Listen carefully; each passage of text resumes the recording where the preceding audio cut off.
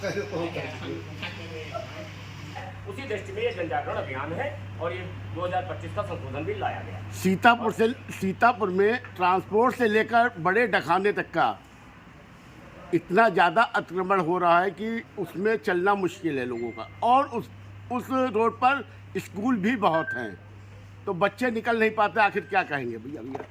देखिए, ये हमारे जिला प्रशासन से वार्ता हो चुकी है। हमारे नागरिकों के सम्मान के लिए और नागरिकों को कोई दिक्कत ना हो, इसके लिए उनको सहूलियत हो, इसके लिए हमारी सरकारें काम कर रही हैं। आपके विषय को निश्चित रूप से वहां तक जिलाधिकारी महोदय तक पहुंचाया जाएगा और जिला प्रशासन इसमें उपयोगी कार्रवाई जरूर करेगा। रखी गई, क्या मामला? आज भारतीय जनता पार्टी की तरफ से प्रेस कॉन्फ्रेंस है। वक्फ बोर्ड का जो सुधार अधिनियम आया है 2025, उस विषय में आप सबसे वार्ता करने के लिए ये प्रेस कॉन्फ्रेंस रखी गई है। उसमें जो पूर्व में वक्फ संपत्तियां थी, जो पूर्व में वक्फ बोर्ड का 2013 का जो संशोधन था पूर्ववर्ती सरकारों के द्वारा, उसमें संशोधन किया गया है और उसमें संशोधन के लिए एक प्रस्ताव आया है सरकार की तरफ से और उसी विषय पे आज प्रेस कॉन्फ्रेंस रखी है। इस पर जो है विपक्ष जो है बढ़ चढ़ कर बोल रहा है, क्या कहेंगे?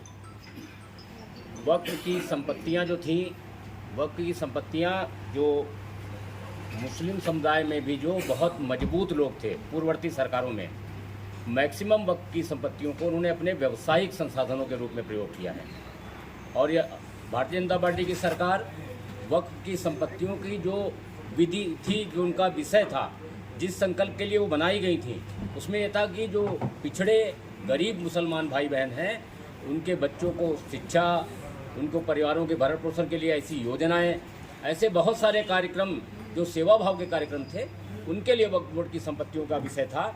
लेकिन ये दूसरे दलों के जो बहुत मजबूत लोग थे, उन लोगों ने अपने व्यावसायिक प्रतिष्ठानों के लिए वक्फ की संपत्तियों का उपयोग किया, इसलिए मजबूरी बस वो विरोध कर रहे हैं। आप अभी जिक्र कर रहे थे कि दूसरे लोग विरोध कर रहे हैं। कर्नाटक में एक बड़ा घपला निकल के आया है इसमें, जिसमें कांग्रेस सरकार के राष्ट्रीय अध्यक्ष जी महोदय भी उसमें फंसते दिख रहे हैं।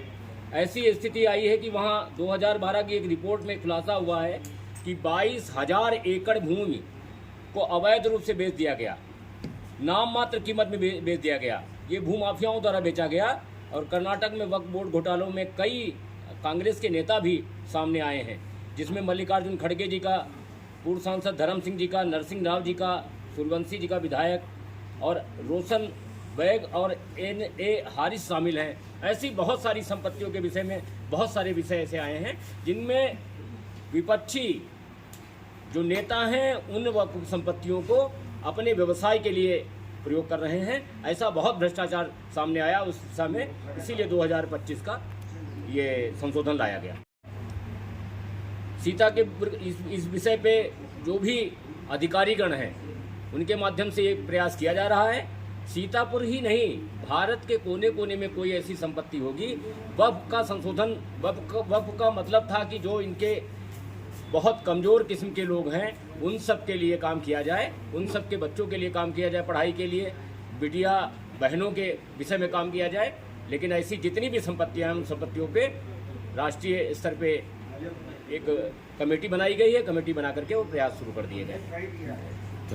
अभी तो प्रयास हो रहा है, निश्चित रूप से कुछ चिन्हित की गई होंगी, लेकिन इनके अधिकारियों के द्वारा विषय जानकारी करके जरूर आप सबके बीच में आएगा। और ये शुरुआत हो रही है, जो भी ज़मीनें हैं किसी के पास भी है, ऐसी बहुत सारी चिन्हित ज़मीनें मैं आपको बता दूं, कुछ हैं हमारे पास रिकॉर्ड, मैं उनकी जानकारी दे दूँगा। लेकिन वक्फ बोर्ड ने कहा कि ये वक्फ का है, उनके ऊपर हमला किया तो उसको अदालत में जाना पड़ा।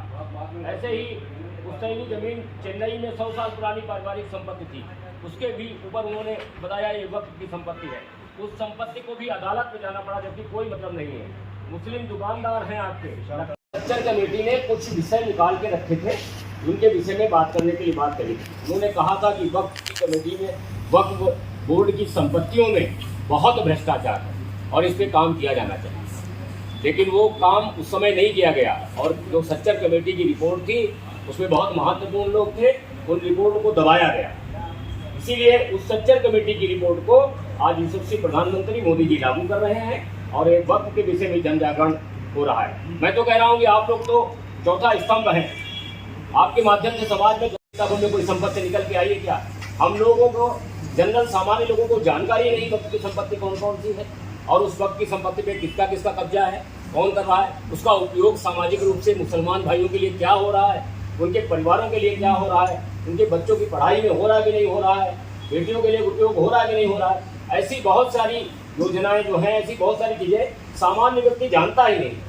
हम लोगों ने बैठे की अभी हम लोग इसका जन जागरण चलाएंगे। हम लोग प्रयास करेंगे कि जो मुस्लिम धर्मगुरु हैं उनसे मिल करके और जो मुस्लिम समाज के सम्भ्रांत लोग हैं उनसे मिल करके, हमारे जो बहुत गरीब किस्म के लोग हैं उनसे मिल करके एक प्रयास करेंगे कि आप भी जानो कि आपकी संपत्तियां हैं और आपकी संपत्तियों पे दूसरे लोग जो डाका डाल रहे हैं, ये नहीं होना चाहिए। इसके लिए मोदी सरकार आज जन जागरण चला रही है, इसके लिए मोदी सरकार आज प्रयास कर रही है। सर एक सवाल है, रेलवे स्टेशन के बीच में या ट्रेन के बीच जी, लेकिन जो आपने विषय पूछा है इसके विषय में राजस्व के अधिकारी बता पाएंगे। तो निश्चित रूप से आपका बढ़िया क्वेश्चन है।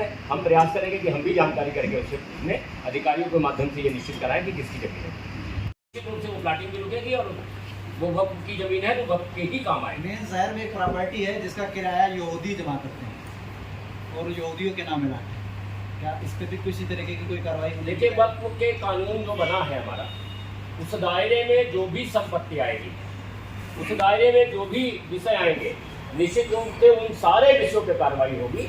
अगर ये विषय उसके दायरे में आएगा तो निश्चित रूप से इस पर भी कार्रवाई होगी। हमारा मकसद सिर्फ ये है कि ऐसी जितनी भी स्थान है, जितनी भी संपत्तियां हैं, उन सबके विषय में मुस्लिम समाज के जो गरीब तबके के लोग हैं उनको जानकारी मिले और वहां से विरोध शुरू हो। और ये विरोध शुरू हो गया है। चाहे हैदराबाद ले लीजिए आप, चाहे कर्नाटक ले लीजिए, जो मुस्लिम के बड़े बड़े अपने आप को नेता कहते थे, उन लोगों ने ही सबसे ज्यादा इसका प्रयोग किया है और आज उनका विरोध शुरू हो गया है। तो लहरपुर में अगर निकलेगी तो लहरपुर में भी जमीन खाली होकर के वक्त के उपयोग में ही आएगी। लहरपुर एक बड़े नेता बोर्ड के चेयरमैन रहते हैं सीतापुर आएगा, मैंने बताया आपको, हैदराबाद में एक बड़ा उपयोग हो रहा है। कर्नाटक में 22,000 एकड़ जमीन, कर्नाटक की 22,000 एकड़ जमीन बहुत बड़े लोग थे, उन लोगों के द्वारा गलत औने कोने में बेची गई। आज वो विषय सामने आया है और उस पर कार्रवाई हुई। चाहे लहरपुर हो, चाहे सीतापुर हो, हमारा पुराना, ऐसे जितने भी स्थान हैं उन सब जगहों पे हम बैठक कर रहे हैं। हम लोगों के बीच में जा रहे हैं सारे विषयों को लेकर के और ये प्रयास है कि ये सारे विषय हमारे जनमानस तक जाएं, उनको भी जानकारी मिले कि आज उनकी संपत्ति पे कौन डाका डाल रहा था।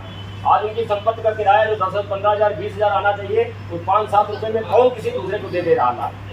तो ये सारे विषय के जन जागरण ही चला रहे हैं, संगठन की तरफ से जन जागरण हो रहा है, सरकार अपने विषय को अपने तरीके से कर रही है। अध्यक्ष जी, जैसा कि यहाँ पर एक दरी मंडी हुआ करती है, जर्जर पड़ी है बिल्कुल, और उसमें मदरसा हुआ करता था किसी समय में, अब दरी मंडी बन गई है। वो मदरसा कहीं और शिफ्ट किया गया है, जहाँ तक हमने सुना है कि बाराबंकी ज़िले में है वो। क्या कहेंगे? हमारे यहाँ 12 मदरसे चल रहे हैं भैया, हिलाओ ना। जो जिनको परमिशन लेकर के चल रहे हैं, ऐसी जानकारी है और उन पे पूरी राज्य सरकार की तरफ से भी पूरा ध्यान दिया जा रहा है। वो कैसे और बढ़े, कैसे और अच्छी तरीके से व्यवस्थित चले। आपने जिस विषय को बताया है, इस विषय को हम अधिकारियों से वार्ता करके, आप नोट कर लो दीजिए, हम अधिकारियों से वार्ता करके पूरी तरीके से प्रयास करेंगे जिस मदरसे को बाराबंकी स्थानांतरित किया गया है और उनकी ज़मीन को दरी फैक्ट्री के द्वारा उपयोग किया जा रहा है, दरी मार्केट के द्वारा उपयोग किया जा रहा है, ऐसी जमीन विषय में हम अधिकारियों से चर्चा करेंगे।